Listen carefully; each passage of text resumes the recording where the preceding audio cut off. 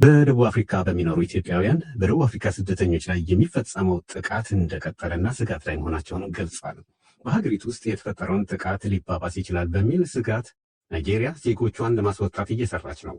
ሌሎች የአፍሪካ ሀገራት በደቡብ አፍሪካ መንግስት ላይ ጫና እያሳረፉ ናቸው። ፕሪቶሪያ የሚገኘው የኢትዮጵያ ኤምባሲ በበኩሉ ዜጎቻችን ላይ ጥቃት እንዳይደርስ ሲል የማሳሰቢያ ደብዳቤ ለደቡብ አፍሪካ መንግስት ጽፏል። በደቡብ አፍሪካ በውጭ ሀገር ዜጎች ላይ የሚደርሰውን ጥቃት በተመለከተ አዜብ ታደሰ ኢትዮጵያውያንን አነጋግራ ተከታዩን ዘገባ ልካለች። በደቡብ አፍሪካ የሚኖሩ ኢትዮጵያውያን እንደ ማህበረሰብ በተደጋጋሚ የጥቃት ኢላማ እየሆኑ እንደሚገኙ ይናገራሉ። የዘንድሮ ደግሞ የከፋ ነው። ከቤትም መውጣት አልቻልንም፣ ስራ መስራት አልቻልንም እያሉ ስጋታቸውን እየገለጹ ነው። ንብረታቸው በየጊዜው በጥቃት አድራሾች እንደሚወድም እንደሚዘረፍ፣ እንዲሁም መጤዎች በሚል ቅጥያ ስም ተሰይመው በጥቃት ቡድኖች ያለማቋረጥ ማዋከብ እንደሚደርስባቸው ተናግረዋል። ይህ በሀገሪቱ በርካታ የንግድ ቦታዎች ባሏቸው ኢትዮጵያውያኑ ላይ በረታ እንጂ ጥቃቱ አፍሪካውያን ስደተኞች ላይ በሙሉ የሚፈጸም እንደሆነም ይገልጻሉ። ኦፕሬሽን ዶዱላ ወይም ዘመቻ ዶዱላ በመባል የሚታወቀው የደቡብ አፍሪካ ብሔርተኛና ጸረ ስደተኛ ቡድን በቅርቡ ስደተኛ ህጻናትና አዳጊዎች ላይ ያነጣጠረ ዘመቻ መክፈቱ ተሰምቷል።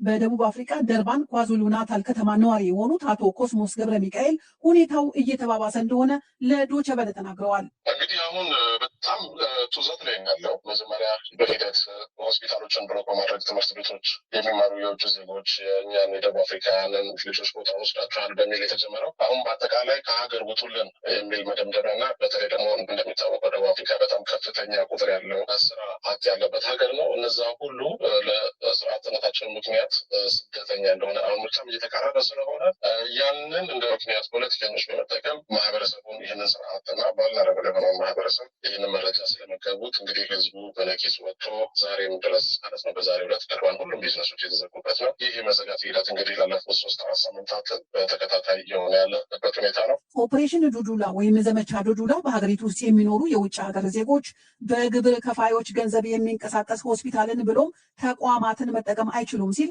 የተቋማቱን በር እንደሚዘጋ ታውቋል።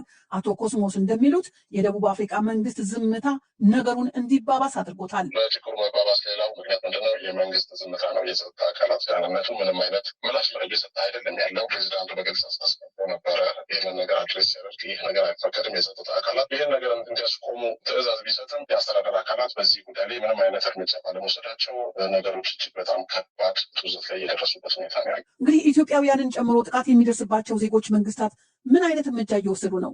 ኢትዮጵያ በኤምባሲ ደረጃ መግለጫ ማውጣታቸውን አውቃለሁ። ነገር ግን ቦትስዋና፣ ናይጄሪያ እና ታንዛኒያ መንግስታት እጅግ በጣም አነስተኛ ቁጥር ያለው ዜጋ ነው ያላቸው ደቡብ አፍሪካ ውስጥ። ነገር ግን የወሰዱት እርምጃ እጅግ በጣም ከባድ ነው። ቦትስዋና የምትሰጠውን ኤሌክትሪክ ፓወር በደቡብ አፍሪካ ለማስቆም የወሰነችበት ሁኔታ፣ ቦርደሯን ለመዝጋት የወሰነችበት ሁኔታ፣ ታንዛኒያ ደቡብ አፍሪካ ዜጎቹን ልታባረር የምችልበት ሁኔታ፣ እንዲሁም የናይጄሪያ መንግስት ደግሞ በፓርላመንት ደረጃ ፕሬዚዳንቱ አስቸኳይ እርምጃ እንዲወስድ ውሳኔ እንዲያስተላል ተጽዕኖ ጫና እያሳደሩ ያለ ሁኔታ ነው ያለው በአሁኑ ሰዓት። ይህ ቀጣይ ነው። ብዙ የአፍሪካ ሀገሮችን ሞዛምቢክን ጨምሮ መግለጫ ሰጥተዋል። እንግዲህ ቦርደር ላይ እስከ መዝጋት ድረስ የሚደርስ ቴንሽን እንደተፈጠረ ነው በሞዛምቢክ በኩል ያለ መረጃ። በደቡብ አፍሪካ የሚኖሩ ኢትዮጵያውያን ቁጥር ምን ያህል እንደሆነ ይታወቃል? በአሃዝ ደረጃ ለማስቀመጥ ኦፊሻሊ ቢከብድም በቢዝነስ ደረጃ ኢትዮጵያን በጣም ብዙ የሆነውን የመካከለኛ የንግድ ስራዎችን ሙሉ ለሙሉ ከደቡብ አፍሪካ ጫፍ እስከ ጫፍ ኮንትሮል ያደረጉበት ሁኔታ ነው ያለው። በደቡብ አፍሪካ ከሚኖሩት የውጭ ሀገር ዜጎች መካከል ኢትዮጵያውያን በርካታ የንግድ ድርጅቶች ያንቀሳቅሳሉ ያሉት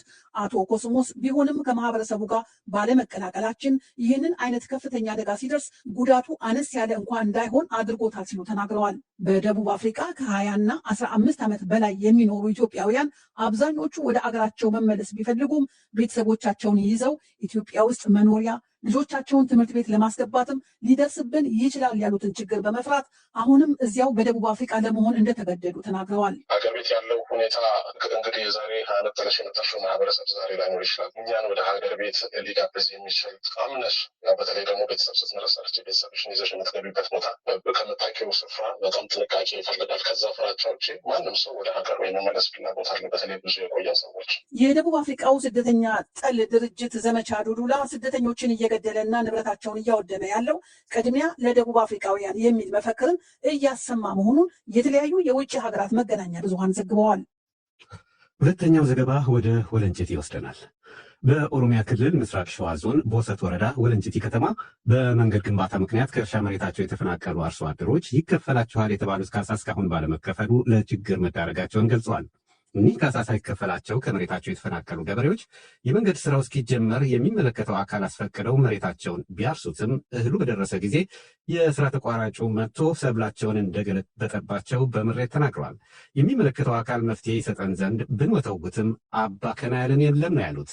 ስዩም ጌቱም በምስራቅ ሸዋ ዞን ቦሰት ወረዳ በወለንጭቲ ከተማ ክልል ስር የሚገኙ ዲገሉ ዋንጋና ድሬ ብሬቲ የተባሉ የሁለት ቀበሌ ነዋሪ ቅሬታ አቅራቢዎች በቁጥር 40 አባወራዎች እንደሚሆኑ ገልጸዋል። የወረዳው አስተዳደር በጥር ወር 2017 ዓ.ም ወለንጭቲ ከተማን ከጅቡቲ ፈጣን መንገድ ጋር የሚያገናኝ ፈጣን መንገድ ነው ለተባለው ፕሮጀክት መሬታቸውን ሲሰጥ ከአካባቢው ማህበረሰብ ጋር ባይወያይም ውሳኔው ከተላለፈ ከአንድ ወር በኋላ ተነግረዋቸው ካሳም እንዲከፈላቸው መሬታቸው ይለካል። የመንገድ ግንባታው ሊጀመር ነው ተብለውም ገበሬዎቹ መሬቱን እንዳያርሱ ተነገራቸው። በዚያው ዓመት ለሁለት ወራት ያህል ጠብቀው የፕሮጀክቱ ስራ መጀመር ሲጠባበቁ የቆዩት አርሶ አደሮች ብቅ የሚል አካል ሲያጡ የአካባቢውን አስተዳደር ጠይቆ መሬት ጦም እንዳያድር ለዚያ ዓመት እንዲያርሱ ይነገራቸዋል። ራሱ ተብሎ ሳለ ገበሬው ለዘር አሳምሮ እንደተቀመጠ ከላይ አንድ መጣ ካምፓኒ መንገድ የሚሰራ ኩባንያ ማን ይባላል? ህንዶች ናቸው። እነኛ ሲገቡ ለጊዜው አስቆምን። ከወረዳም ከዞንም ከይቁም በካሬ 419 ብር ነው ተብሎ የታሰበው። መሬቱ ተለክቶ እያንዳንዱ ገበሬ ምን ያህል ካሬ እንደሆነ አውቆታል። የብሩን መጠን አውቆታል። እንደሚካፈለን ሲነግሩን ያው ልማት ነውና ፈቃደኞች ሆነ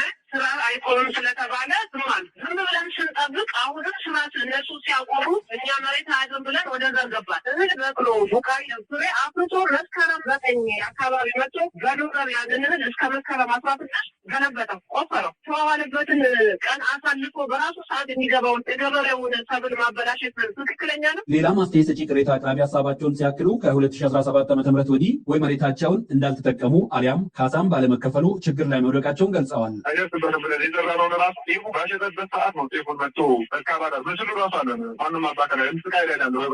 በመሬቱ ለመንገድ ፕሮጀክት መዋል ገቢያችን ነው ያጣን ሲሉ አስተያየታቸውን ሲያክሉም ቤተሰብ የምናስተዳድር ሰዎች ነን፣ የምናስተምር ሰዎች ነን። በውስጣችን ደካማ አለ።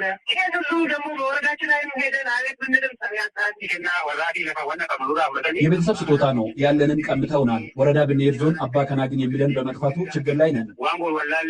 አሁን ለሚቀጥለው ሰንበት ካልኩ ጎዳና ወጪ ነኝ ማለት ነው። መንግስት እዚህ ጋር ደሃ ይጥፋ እየተባለ ልማት እያለ እዚህ ጋር ደግሞ በተቃራኒው እንዲህ አይነት ነገር የሚሰራ ከሆነ እንዴት ነው የኢትዮጵያ ሕዝብ የምንኖረው? ባዶ እጄን ነኝ ያለሁት። መሬቱ በሙሉ ነው ጧሪ ቀባሪ የሌለው በመሬቱ እየተኮናተረ የሚኖር ድሃ ሰው አለ። እነኛ ሰዎችስ እንዴት ይደረጉ? እንደ ቅሬታ አቅራቢዎቹ መረጃ ለአርሶ አደሮቹ ለመንገድ እየዋለ ባለው ማሳቸው ምትክ 280 ሚሊዮን ብር ካሳ እንዲከፈል ቢወሰንም ወረዳው ለጊዜው በጀት የለኝም በማለቱ ቅሬታቸውን እስከ ምስራቅ ሸዋ ዞን አስተዳደርም ወስደው አመርቂ ምላሽ አላገኙበትም። ሄዶ እዛ ወረዳ ጠብቆ ነው ብሎ የመለሰል ገበሬ መሬቱ ተወስዶበት እንዲህ አይነት መልስ ይጠበቃል ከባለስልጣን እና ወረዳ እንዴት ይሻላል ብለን እሱም ያው ከአቅሜ በላይ ነው እንዲህ ላድርግ የሚል ነው መልስ የተሰጠው። አሁን በመጨረሻ ደግሞ ወደፊት መከፈቱ አይቀርም ብለው ነው በደፈናው የተሰጠው።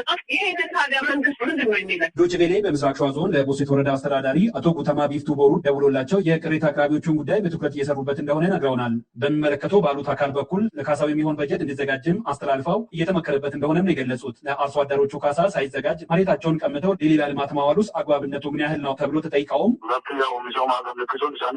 መሬታቸውን ለልማት መልቀቃቸው ትክክል ነው፣ ካሳ እንዲከፈላቸው በሁሉም ደረጃ ውይይት ላይ ነን። ከበጀት ችግር ጋር ተያይዞ ሊዘገይባቸው በካሳው መጓተት የመንገድ ስራው እንዳይጓተት ተብሎ ነው ሳይከፈል ወደ ስራ የተገባው። የሚከፈላቸው ካሳ መጠንም ተሰልቶ መቀመጡ ትክክል ነው። አከፋፈሉ ላይ እየመከርን ነው።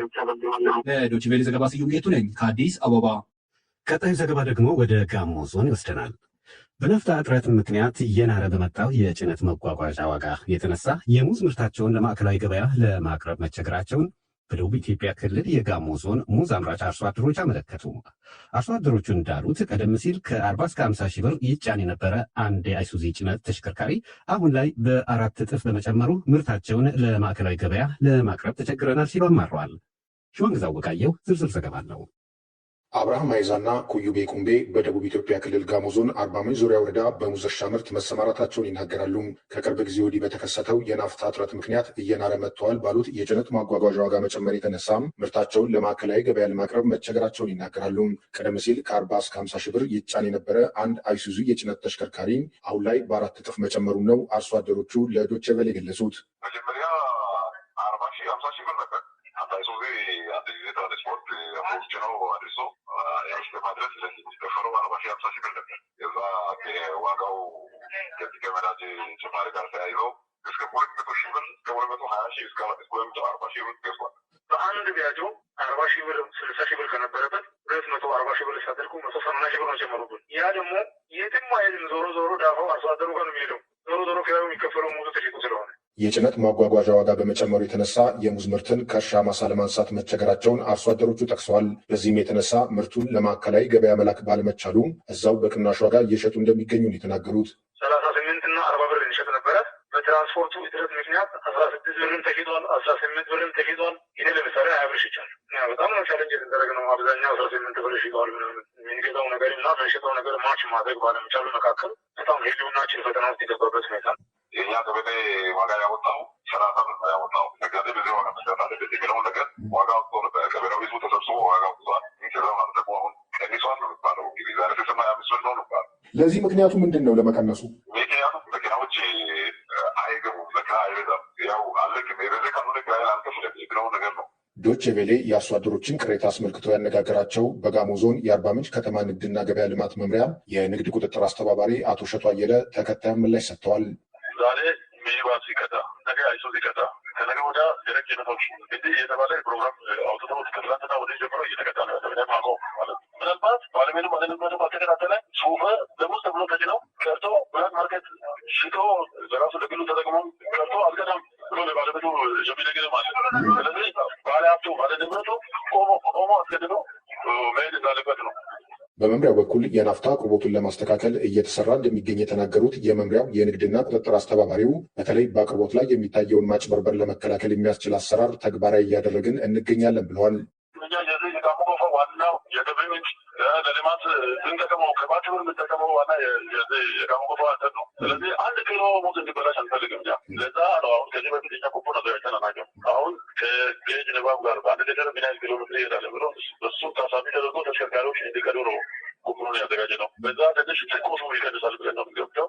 እኛ ጋም ደግሞ ቁጥጥሩ ተጠናክሮ ቢቀጥል መስመር እየበጀን ስለሆነ በዛ እየተጋጋል ወደ ቀድሞ ይመጣል።